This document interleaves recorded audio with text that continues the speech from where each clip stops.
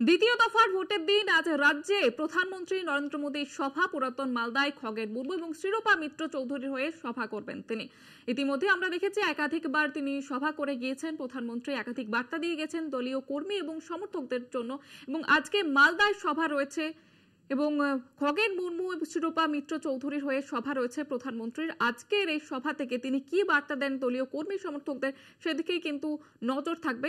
আজ মালদহের নিত্যানন্দপুরের সভা রয়েছে প্রধানমন্ত্রী। ইতিমধ্যে সভা ঘিরে প্রস্তুতি শুরু হয়ে গিয়েছে, দেখতে পাচ্ছেন সেই ছবি। বিপুল পরিমাণে কর্মী সমর্থক সেখানে ভিড় জমিয়েছেন। সেই সঙ্গে সঙ্গে নিরাপত্তা ব্যবস্থাও কিন্তু করা হয়েছে সেখানে।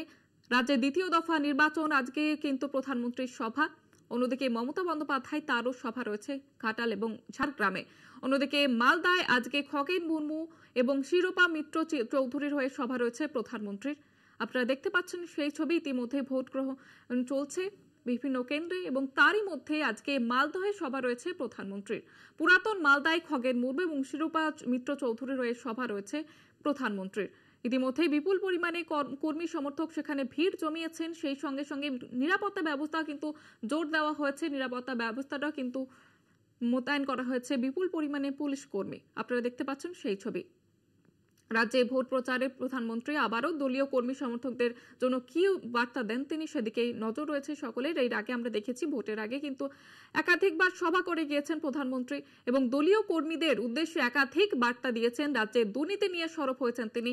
আজ মালদহে পুরাতন মালদায় সভা রয়েছে। একদিকে খগেন মুর্মু, অন্যদিকে শিরোপা মিত্র চৌধুরী হয়ে সভা করবেন। সেখান থেকে দলীয় কর্মী সমর্থকদের জন্য কি বার্তা দেন তিনি, সেদিকে নজর রয়েছে সকলের। ইতিমধ্যেই কিন্তু সভাস্থলে পৌঁছতে শুরু করে দিয়েছে বিভিন্ন কর্মী সমর্থকরা এবং অন্যদিকে কড়া নিরাপত্তা ব্যবস্থা কিন্তু রয়েছে সেখানে। প্রধানমন্ত্রীর সভা ঘিরে ইতিমধ্যেই প্রস্তুতি একেবারে তুঙ্গে।